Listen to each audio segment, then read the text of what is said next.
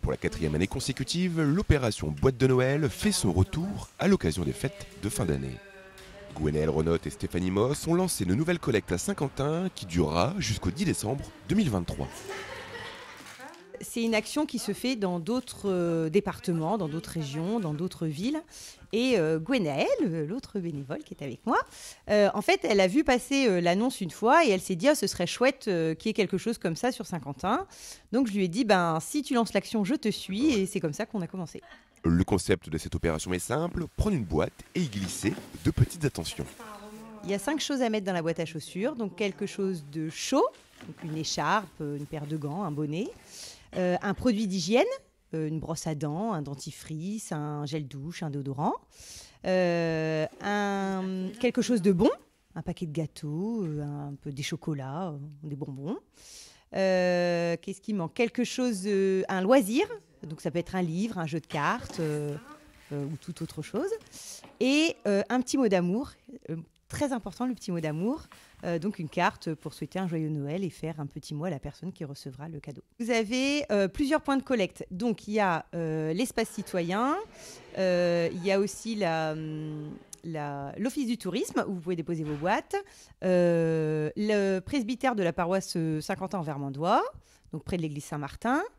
Et il y a plusieurs écoles, il y a plusieurs entreprises, partout autour de vous. Il y a des communes aussi qui collectent.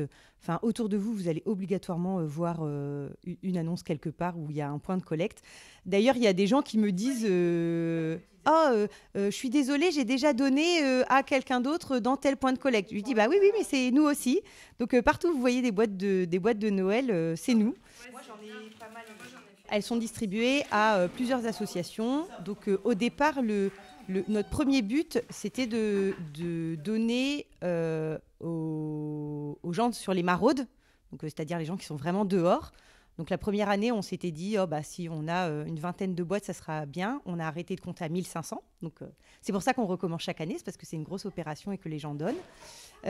Donc en priorité, c'est vraiment les plus démunis. Donc d'abord les gens qui sont dehors, et ensuite au fur et à mesure, on travaille dans le social toutes les deux, donc on connaît un peu les associations caritatives. Donc on appelle au fur et à mesure les associations. On demande systématiquement aux associations, c'est important ça, qui nous disent les personnes qui suivent. Donc c'est-à-dire s'ils ont 10 hommes, 15 femmes, 30 enfants. Et en fait, on remet le nombre de boîtes en fonction du nombre de personnes qui suivent. Donc si par exemple il y a une association, par exemple Emmaüs par exemple, qui ne suit que des hommes, on ne va pas leur donner des boîtes femmes et enfants parce que ça n'a pas d'intérêt. Le but, c'est vraiment que les boîtes de Noël, elles soient remises aux gens qui vont pouvoir avoir un vrai cadeau.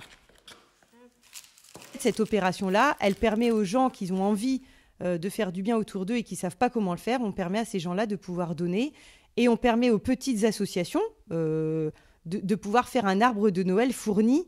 Il y a des associations aussi qui œuvrent et qui n'ont pas beaucoup de moyens.